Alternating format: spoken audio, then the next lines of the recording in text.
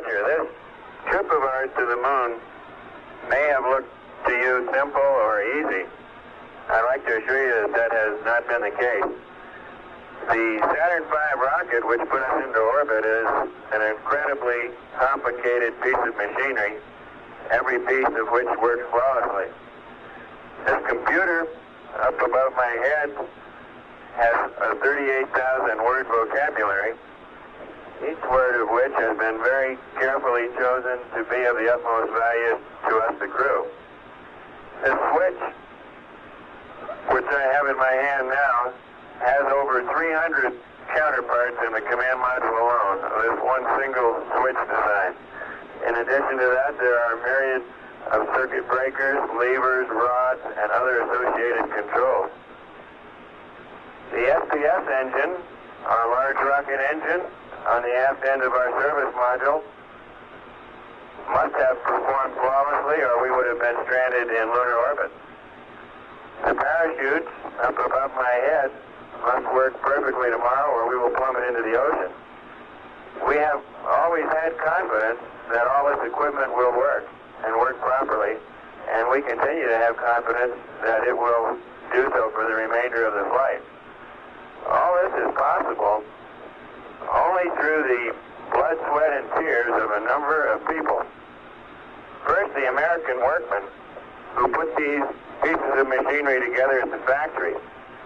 Second, the painstaking work done by the various test teams during the assembly and the retest after assembly. And finally, the people at the Manned Spacecraft Center, both in management, in mission planning, in flight control, and last but not least, in crew training.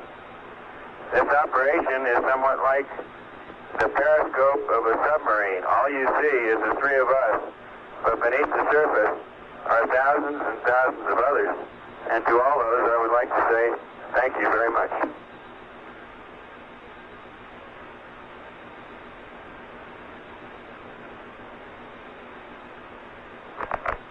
Flight network.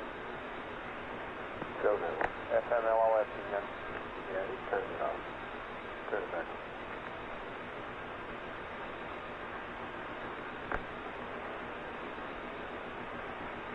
Capcom network.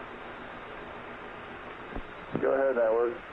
Yeah, the TV people would like you to have them open up the f-stops little. Okay, what do they want, 2-2? They didn't say, just to open them up a few stops. Roger.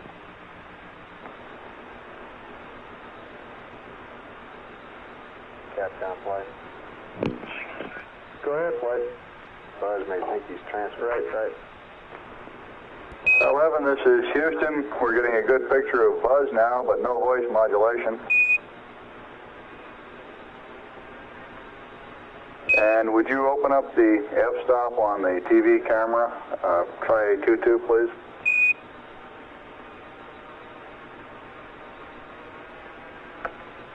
That appears to be a lot better now. We're still not receiving buzz's audio. No downlink voice, Capcom. Good evening.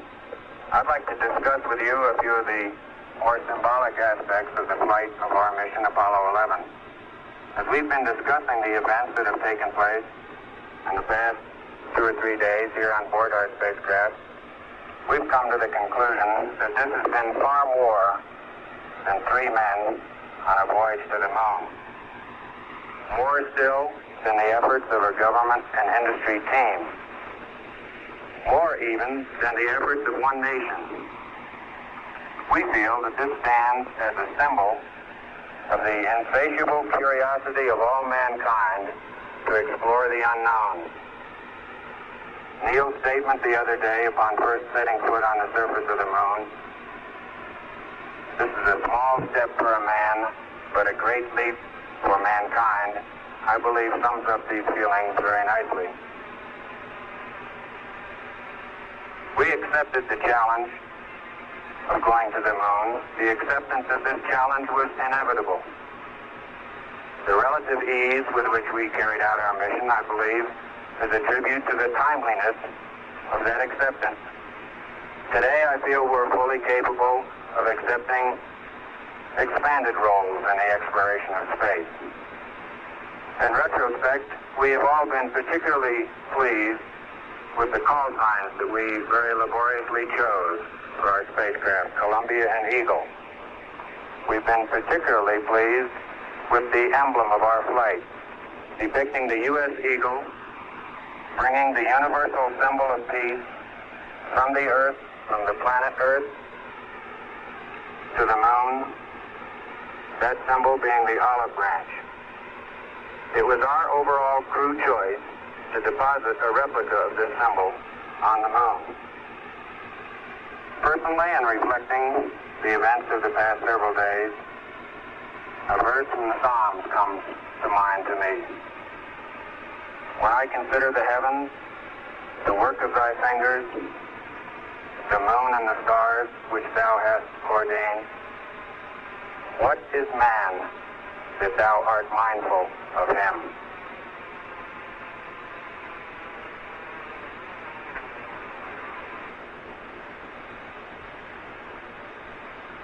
FMLOS flight.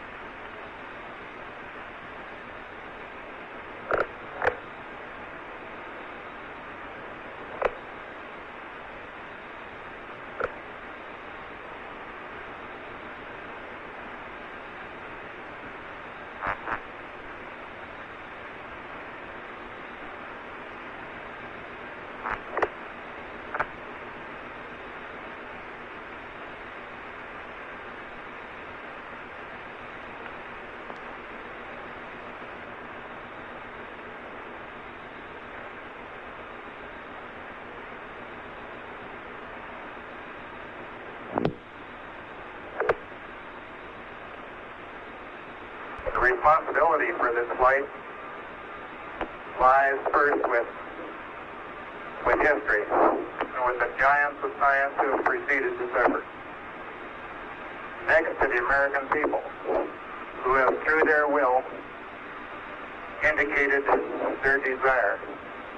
Next to 4 administrations and their Congresses for implementing that will. And then to the agency and industry teams that built our spacecraft. The Saturn, the Columbia, the Eagle, and the little EMU, the spacesuit and backpack that was our small spacecraft out on the lunar surface. We'd like to give a special thanks to all those Americans who built those spacecraft, who did the construction, design, the test, and put their heart and all their abilities into those craft. To those people, tonight we give a special thank you. And to all the other people that are listening and watching tonight, God bless you. Good night from Apollo 11.